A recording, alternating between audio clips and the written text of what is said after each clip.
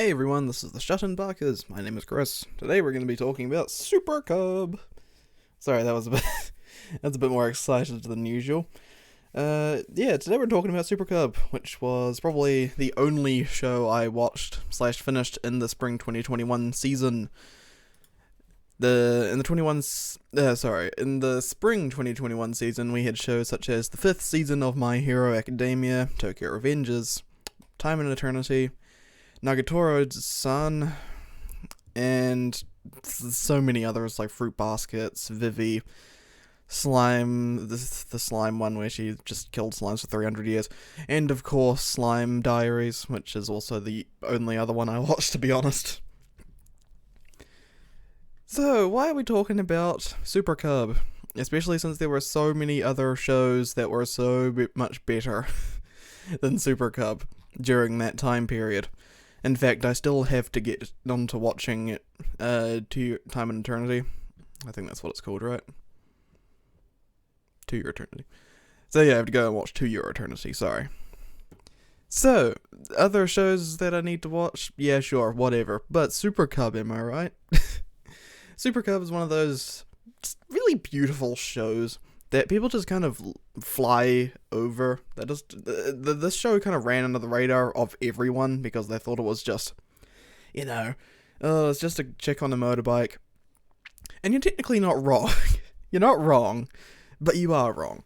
Because the show is actually more than that. It's actually kind of like a little deep dive into, giving people, the ideas of things they want to do, or expanding their horizons and making them want to, go places.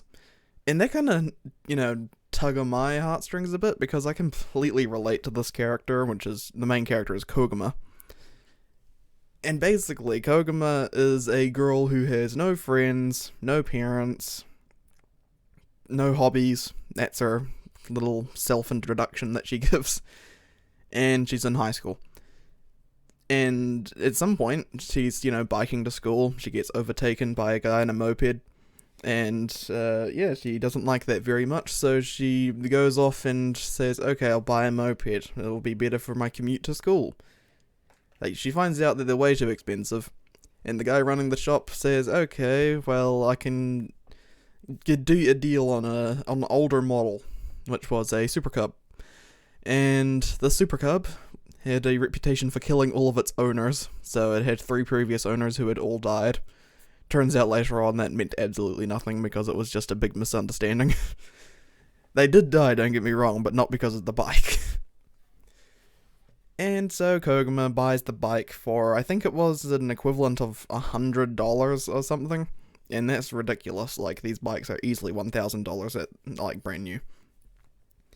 So she goes off into the sunset and, gets her license, and then she's able to ride around places, and it's just heartwarming to see her life kind of warm up, because it's clear, because the great thing about Super Cub is that it's such a beautiful looking show, which I'm very surprised at, given it's by a studio called Studio Kai, which has done really nothing other than Super Cub and some other, second season works.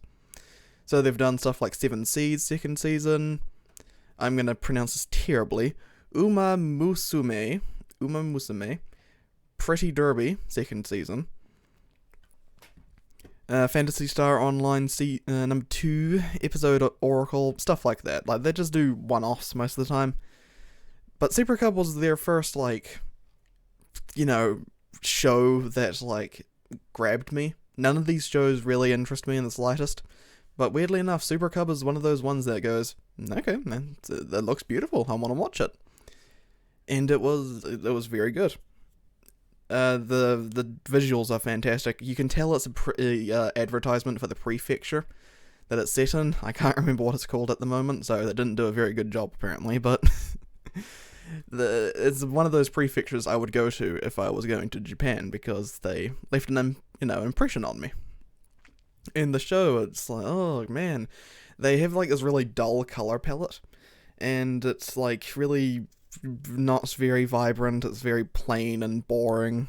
But whenever something impactful or something that makes Koguma happy, or realize she's, she's feeling more emotions.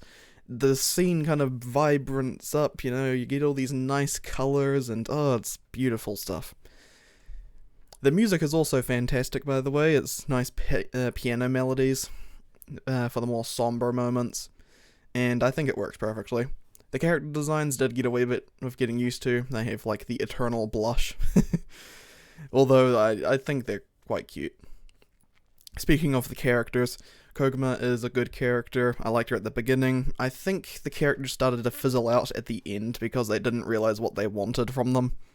Like, Koguma went from shy, introverted, to more kind of assertive. I'll say assertive, but she's also kind of like lacks formality in a sense. Like, she just kind of like demands things instead of asking for them nicely, but that's whatever. You've got her other friend Reiko, which is a hunter cub user, which is a better version of a super cub, basically. And God, I feel like I would get flamed in the comments if someone who's really good at, bike knowledge came along and said, no, it's not, it's actually, sorry, I'm sorry, I don't remember these things as well as you do, apparently. Anyway, Reiko is a motorbike enthusiast. She really loves her bikes, and so she's the techno-brained one that can talk for days about the specifications of her bike, and everyone else around her just goes, what are you on about? Which I kind of relate to that with computers. And yeah, and then you've got the third girl, which is ShutInBakas, which is weirdly enough the only girl in the only character in the whole series who actually has a full name. Everybody else is just called by their first name, and that's it.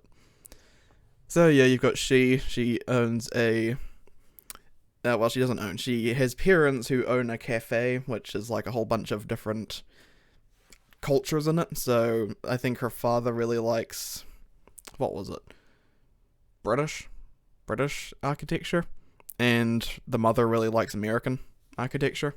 So you've got this weird like combination between the two, and she wants to add in an Italian sort of like style to the cafe. And, stuff ensues, and it's all just kind of left to the wind, really. You don't really get any end results to it.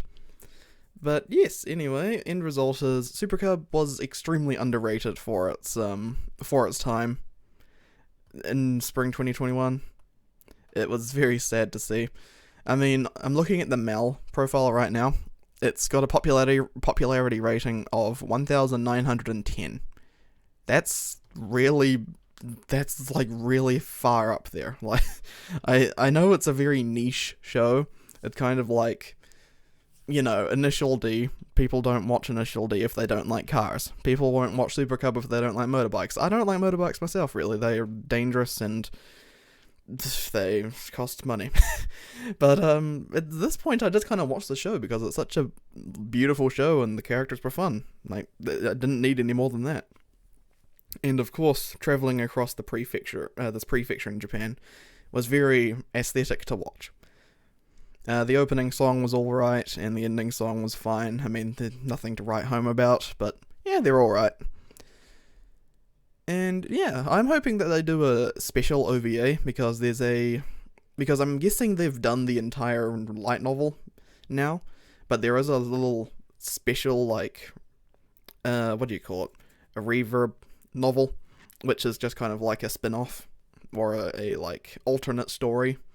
I'm hoping they do a special for that. That'd be really cool.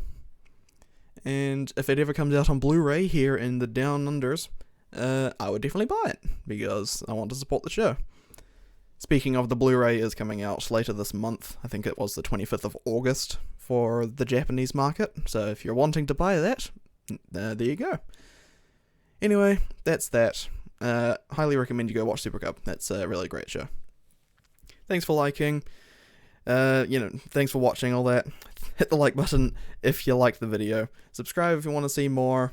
Hit the bell button if you want to get notifications for when we upload. Follow me on Twitter so you can, get little sneak peeks into the videos that are coming out in the future.